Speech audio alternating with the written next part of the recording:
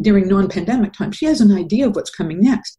Suddenly, she was like everyone else in not being able to answer those questions for her constituents. And it was a shock for her.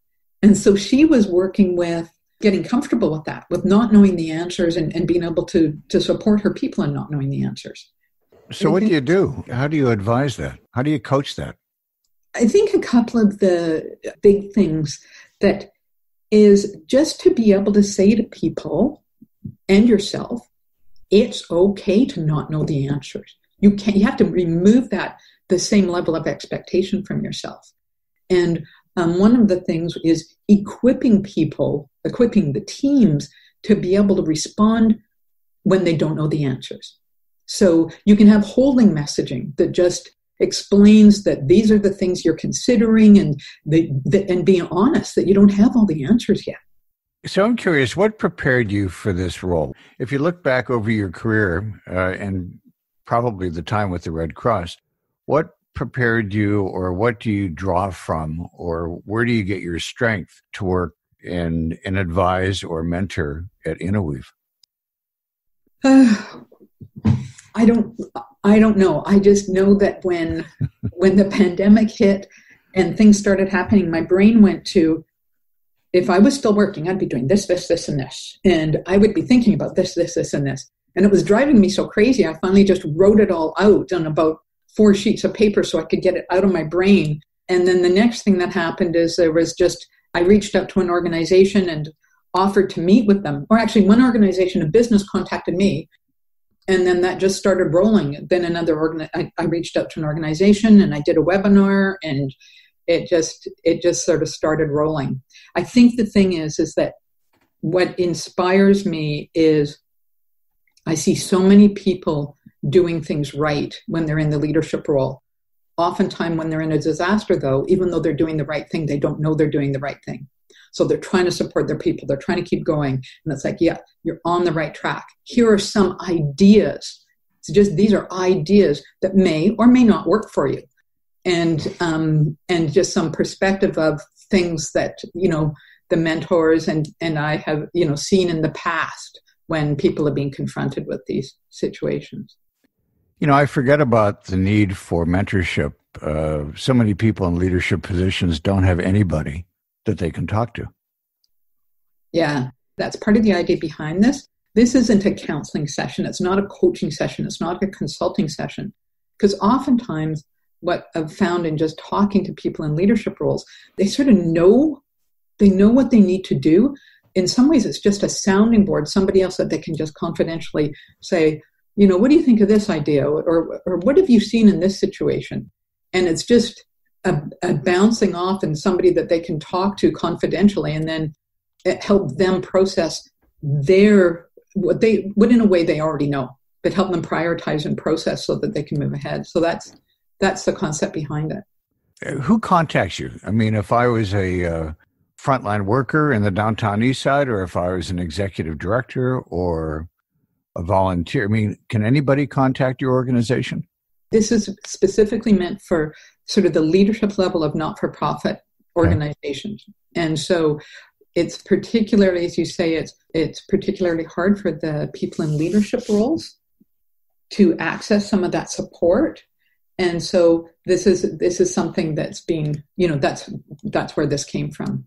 I don't know that there's many organizations, and maybe it's just my ignorance, but I don't know that there's many organizations that offer leadership support for not-for-profits. This seems like it's an incredibly valuable and necessary service.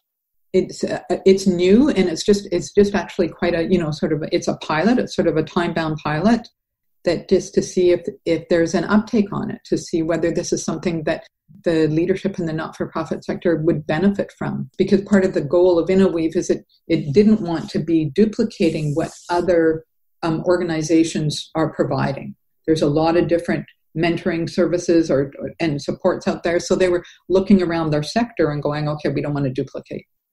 One of the thoughts you had about the need for the not-for-profit sector was more collaboration. When you stand back and do a 30,000-foot overview of the not-for-profit sector, what do you see? It's interesting you ask that because I wouldn't say I'm in any way an expert on the sector. It's an interesting question. When you think of nature, and I will get to your question, when you think of nature, there's a lot of overlap. There's a lot of redundancy. I mean, even just, you look out the window right now and seeds are coming out everywhere. There's thousands of seeds, right? And not every one of them is going to sprout, but there's a lot of redundancy built in.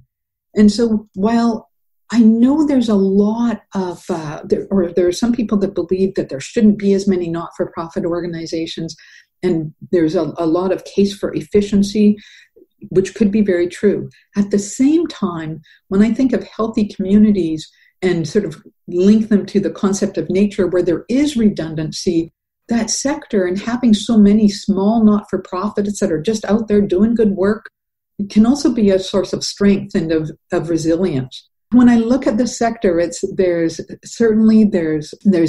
supports are needed. There's no doubt about it. It's a huge sector in the country. Whether or not we should be looking to reduce the number of organizations, I think you'd have to look at that a bit more. In some cases, yes. In other cases, this sort of natural redundancy may be a source of strength. And I'd have to turn that over to the experts in the sector to really say, so what have you found in that research? Yeah, it's interesting because of COVID-19, more people are talking about the need to be more ingrained or more entrenched in our local communities. If we do that, there's going to be more innovation and more local small organizations of all types. You know, and if I had a good idea, or if I thought there was a need for a not-for-profit and I could create one, I probably would, and try to find my place in the not-for-profit sector. I guess what I find striking is that there are roughly 26,000 not-for-profits in British Columbia, and that the sector itself is larger than mining and forestry, just because of the amount of people that it employs and the amount of money that goes into the sector. So there's an awful lot of good work being done, regardless of whether they're redundant or whether some, collaborate more than others. It's just going to be interesting to see what happens in a post-COVID-19 world. Yeah, it will be very interesting to see how this unfolds. And it will take a while. It will take a while to see the full impact. How do people find you? I guess Innoweave.ca. Yeah, Innoweave.ca. And if they go up to Innoweave.ca, they can find all the different supports that they're putting in place for COVID-19 and the other supports that they have in an ongoing way. So I usually ask this question, what keeps you up at night? Well, it's interesting because apparently a global pandemic was something that, I don't know if it kept Bill Gates up at night, but he apparently said this was one of his big fears. I think that the biggest hope I would have for this is that people really commit themselves to not only getting through this, but to pulling the positives out of this and pulling some momentum out of this to dealing with not only this pandemic and future health issues, but some of the other major things that we're all facing. Climate change, poverty, some of the systemic issues that are really affecting people. And so I hope people, once we get through this, realize just how incredibly powerful we are when we're working together. It sounds like another fork in the road. It is. I really think it is. And I think it's our responsibility. It's not only our opportunity, I think it's actually our responsibility to step up to it. That's what I would encourage. I am very delighted to see that you are lending your expertise to the sector and to those around you. We're all very fortunate. So if we want to find you again, it's just Innoweave.ca. Innoweave.ca. Yeah. Good to see you. Thank you again for your time. I appreciate it. You're welcome, Don. Good to talk to you. And let's stay in touch. Okay, take care. Thanks, Kimberly.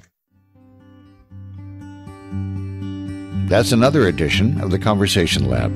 This radio program and podcast is produced by CFRO FM in Vancouver's downtown east side on the territories of the Musqueam, Squamish, and Tsleil-Waututh nations. Our gratitude and thanks to them, as well as the many not-for-profit organizations and community groups for their support. If you enjoyed this program, please consider becoming a member of Coopradio to help support programs like these. If you know anyone or an organization with a story to share, please let them know about us. We can be found at coopradio.org, theconversationlab.ca, and on many social media and podcasting platforms. And thank you for dropping by the Conversation Lab.